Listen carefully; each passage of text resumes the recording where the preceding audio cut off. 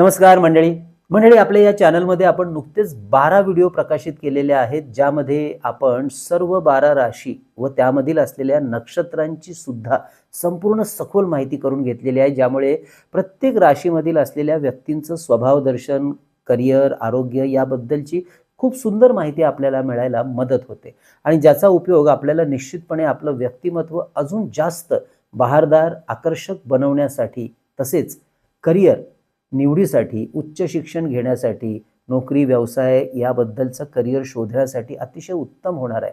अजूनपर्यंत आपण हे व्हिडिओ पाहिलेले नसतील तर अवश्य ते पहा. त्या सर्व 12 व्हिडिओंची लिंक याच व्हिडिओच्या खाली आपण दिलेली आहे. म्हणजे आता आपण सुरू केलेली आहे ही 27 भागांची राशी चक्रातील सर्व 27 नक्षत्रांच्या सखोल माहितीची मालिका आणि त्यातला हा 26वा भाग आहे. या प्रत्येक नक्षत्रामध्ये 4 चरण असतात आणि त्या प्रत्येक चरणाबद्दल सुद्धा आपण विस्तृत माहिती या नक्षत्रांच्या व्हिडिओमध्ये घेणार आहोत. त्यामुळे अर्थातच आपल्याला आणखीन सखोल माहिती आपल्या व्यक्तिमत्व, आरोग्य, करिअर, उच्च शिक्षण याबद्दल मिळायला खूप निश्चितपणे चांगली होणार आहे. आणि सर्वात महत्त्वाचं म्हणजे आपल्या नक्षत्राच्या मंडळींनी कोणती करायची आध्यात्मिक साधना, उपासना, मंत्रपाठ याची सुद्धा माहिती आपण व्हिडिओच्या शेवटच्या भागात घेणार आहोत. त्यामुळे व्हिडिओ अगदी शेवटपर्यंत पहा. मंडळी, मी वास्तुज्योतिष सल्लागार नयन धोत्रे नेहमीप्रमाणे आपल्या सगळ्यांचं स्वागत करतो आपल्या या आवडत्या यूट्यूबवरील चॅनल ज्योतिष कट्टामध्ये. चॅनलला अवश्य सबस्क्राईब करा, सोबत दिलेलं बेलचं चिन्ह सुद्धा दाबा. चला तर मग जाणून घेऊया या 26व्या नक्षत्राबद्दलची माहिती, उत्तरा भाद्रपदा याबद्दल. या नक्षत्रामधील सर्व 4 चरण हे मीन राशीमध्ये येतात. हे मनुष्यगणी नक्षत्र असून या नक्षत्राचा स्वामी ग्रह आहे शनी ग्रह, जो रिसर्च, दूरदृष्टी, कायदा यांचा कारक ग्रह आहे. जलतत्वाचं हे नक्षत्र आहे. तर मीन राशीचा स्वामी ग्रह आहे गुरु. त्यामुळे या नक्षत्रावर शनी व गुरु या दोन्ही ग्रहांचा प्रभाव आपल्याला आढळतो आणि जाणवतोच. या नक्षत्राचं नामाक्षर सुरू होतं दु, झा, ज्ञा, था यावरून. या नक्षत्रावर शनी व गुरु ग्रहांचा प्रभाव जास्त असल्यामुळे हे नक्षत्र परोपकारी, बुद्धिमान आणि शुभ लक्षणी मानलं जातं. नम्र, सेवाभावी, परोपकारी असलेला शनी ग्रहाचा चेहरा या नक्षत्रामध्ये फार उठून दिसतो. त्यामुळे या नक्षत्रामधील व्यक्ती अत्यंत निस्वार्थी आणि सेवाभावी स्वभावाच्या असतात. ही मंडळी नेहमीच इतरांच्या कल्याण हेतू काम करताना आपल्याला दिसतात. त्यांना सुद्धा चांगला लाभ मिळतो. या नक्षत्राच्या नावाचाच अर्थ आहे भाग्यशाली, पायगुणाची व्यक्तिमत्व. ही मंडळी नेहमीच भाग्यशाली समजली जातात. या नक्षत्राचं चिन्ह म्हणजे मृत व्यक्तीला घेऊन जाणारा जो पलंग आहे, याचाच अर्थ कुठेतरी या नक्षत्राचा संबंध मृत्यू किंवा मृत्यूनंतरच्या जीवनाशी येतो, असं ज्योतिषशास्त्र सखोलपणे सांगतं. ही मंडळी कोणत्याही परिस्थितीमध्ये स्वतःला सांभाळू शकतात, स्वतःला तयार करू शकतात, स्वतःला घडवू शकतात. या मंडळींचा स्वभाव सुद्धा अगदी हुबेहूब पूर्व भाद्रपदा नक्षत्रातील व्यक्तींसारखाच असतो. जे आपण अभ्यासलं नसेल तर मुद्दाम तो व्हिडिओ पहा. त्यामुळे या 2 नक्षत्रांमधील स्वभावामधील भेद, वेगळेपण ओळखणं जरा कठीणच जातं. या नक्षत्राची देवता आहे अहिर्बुद्ध देवता. ही देवता बुद्धिमान आणि करुणामयी असल्यामुळे हे गुणधर्म या नक्षत्रामधील व्यक्तींमध्ये पुरेपूर भरलेले दिसतात. ही देवता म्हणजे पृथ्वीच्या तळाशी असलेली नागदेवता आहे. पूर्व आणि उत्तरा भाद्रपदा या नक्षत्रांमधील स्वभावामध्ये समानता जरी असली, भेद कळत नसले, तरी या देवतांमुळे कार्यशैली मात्र यांची भिन्न असते. या नक्षत्रातील लोक फार दृढनिश्चयी असतात. त्यामुळे हाती घेतलेलं कार्य पूर्णत्वाला जाईपर्यंत कठोर मेहनत करतात. आपल्या बुद्धी व संयमाच्या जोरावर कार्य करायला यांना फार आवडतं.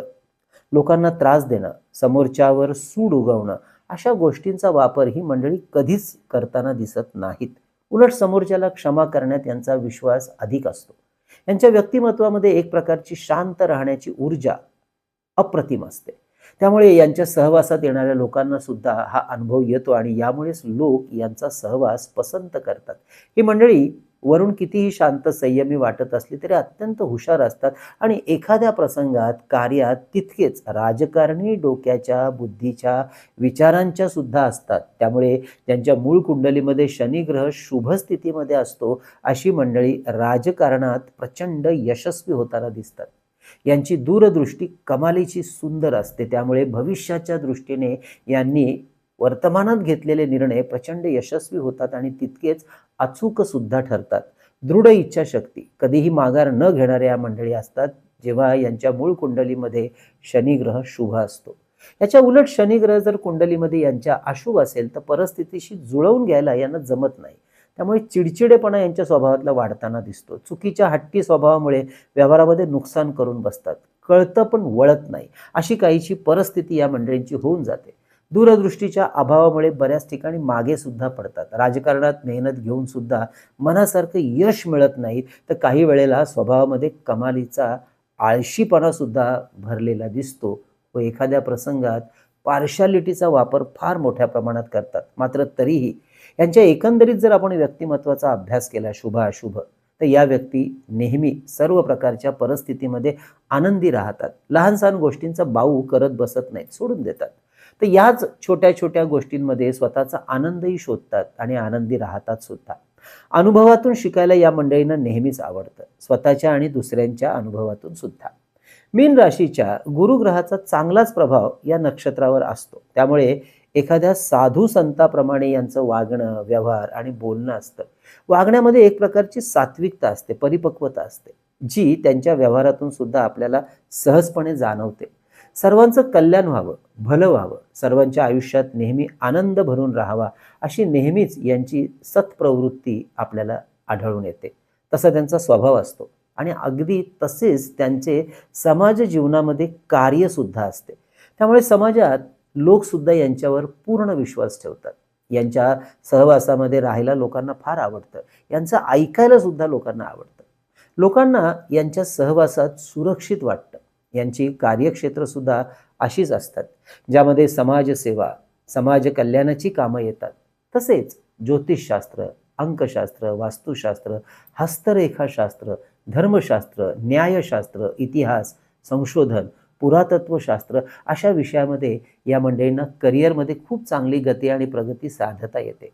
शिक्षक, प्राध्यापक, योग प्रशिक्षक, ध्यान, धर्मप्रचारक, विविध क्षेत्रामध्ये असणारे सल्लागार, यामध्ये काम करायला यांना मनापासून आवडतं आणि यशस्वी सुद्धा होतात. शनी व गुरुचा प्रभाव या नक्षत्रावर असल्यामुळे बिझनेस मॅनेजमेंट, सायकॉलॉजिस्ट, फिलॉसॉफिस्ट, आर्थिक सल्लागार, त्याचप्रमाणे बँकिंग, विमा क्षेत्र, इम्पोर्टर, बऱ्याच गोष्टी इम्पोर्ट करणं व चांगले सरकारी क्षेत्रातील वरिष्ठ अधिकारी, न्यायाधीश, वकील म्हणून सुद्धा यांना चांगलं करिअरमध्ये यश प्राप्त करता येतं.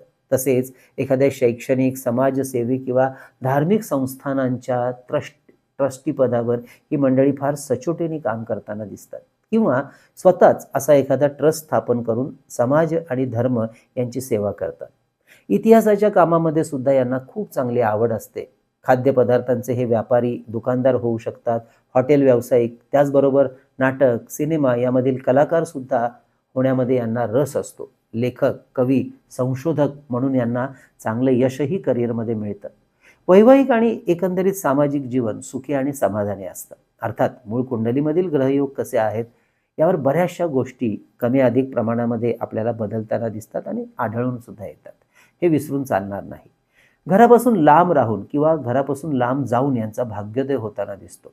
यांच्या आरोग्याचा विचार करता स्वतःच्या आरोग्याबद्दल तितकेसे ही मंडळी गंभीर नसतात, बऱ्याचदा दुर्लक्ष करतात. तरीही यांनी हाडांचे आजार, पचनसंस्थेचे आजार, अस्थमा, टीबी, हार्निया, कॉन्स्टिपेशन, लठ्ठपणा, पायाची दुखणी ही सांभाळावीत.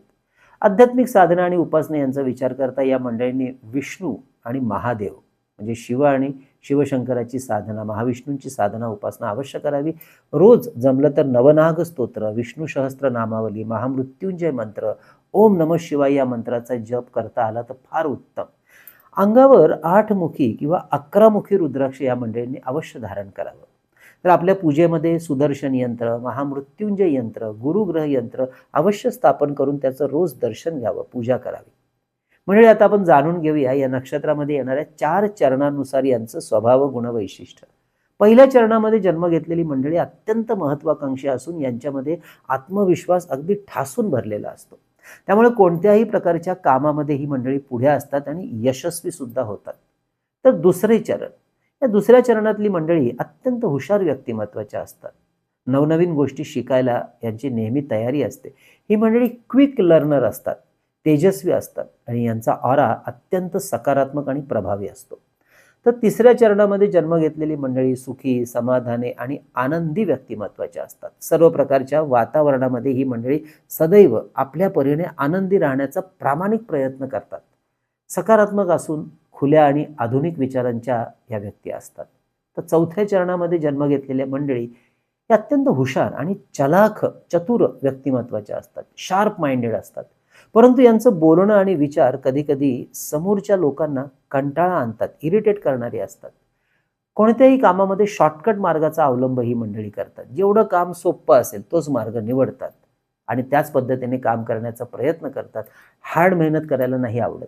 तर मंडळी, ही होती उत्तरा भाद्रपदा नक्षत्रातली संपूर्ण माहिती. तर पुढील भागामध्ये आपण माहिती करून घेणार आहोत रेवती या 27 नक्षत्रातली माहिती, 27 नक्षत्रातल्या शेवटच्या नक्षत्रातली आणि मीन राशीमधलं सुद्धा हे शेवटचं नक्षत्र आणि संपूर्ण 27 नक्षत्रातलं सुद्धा. तर मंडळी, आजचा हा विषय कसा वाटला अवश्य कळवा. जास्तीत जास्त लोकांपर्यंत हा व्हिडिओ म्हणजे हाच विचार आणि ही माहिती पोहोचण्याकरता अवश्य शेअर करा. आवडला असेलच लाईकसुद्धा करा. म्हणजे आपल्या ज्योतिष कट्ट्याच्या वतीने आध्यात्मिक आणि धार्मिक बैठक चांगली होण्याकरता आपण 3 पुस्तकं प्रकाशित केली आहेत. त्यापैकी पहिलं पुस्तक म्हणजे चैतन्य लहरी, ज्यामध्ये विविध देवदेवतांचे मंत्र आणि स्तोत्र यांचं संकलन केलेलं आहे. शिवाय हे मंत्र आणि स्तोत्र कसे वापरावेत, कोणत्या परिस्थितीत कशा प्रकारे त्यांचा वापर करावा याची अमूल्य माहिती दिलेली आहे. हे पुस्तक आपल्याला घरपोच भारतात कुठेही मागवायचं असेल तर आपला जो संपर्क व्हॉट्सअप नंबर आहे 9892156163 हा नंबर नेहमीच थंबनेलवर आणि खाली डिस्क्रिप्शनमध्ये दिलेला असतो. यावर 330 रुपये फोनपे करून त्याचा स्क्रीनशॉट, तुमचा संपूर्ण पत्ता, पिनकोड नंबर आम्हाला व्हॉट्सअप करा.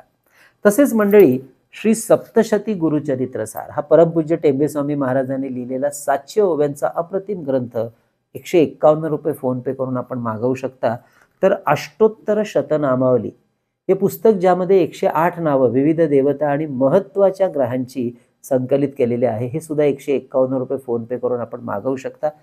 तसेच मंडळी, शुभमुहूर्तावर अभिमंत्रित आणि शुद्ध सिद्ध केलेली विविध ग्रहांची यंत्र, रुद्राक्ष, विविध जपाच्या माळा, तर विद्यार्थ्यांसाठी गणेश रुद्राक्ष, सिद्धी गणेश यंत्र, सरस्वती यंत्र, तर आपल्या ऐहिक सुखासाठी आपल्या कार्यालयात आणि वास्तूमध्ये ठेवतो ते श्रीयंत्र, कुबेर यंत्र, वास्तुदोष निवारण यंत्र, वास्तु इंद्राणी यंत्र, त्याचप्रमाणे नवग्रह यंत्र, सर्व कार्य सिद्धी यंत्र, अन्नपूर्णा यंत्र, सुदर्शन यंत्र, दक्षिणावर्ती शंख आणि हे धूपदीप पितळेचं सुंदर असं धूपपात्र. तर मंडळी, ही सुद्धा आपल्याला ऑर्डर करायची असतील तर आधी व्हॉट्सअप मेसेज करा, याबद्दलची माहिती घ्या आणि नंतर आपली ऑर्डर बुक करा.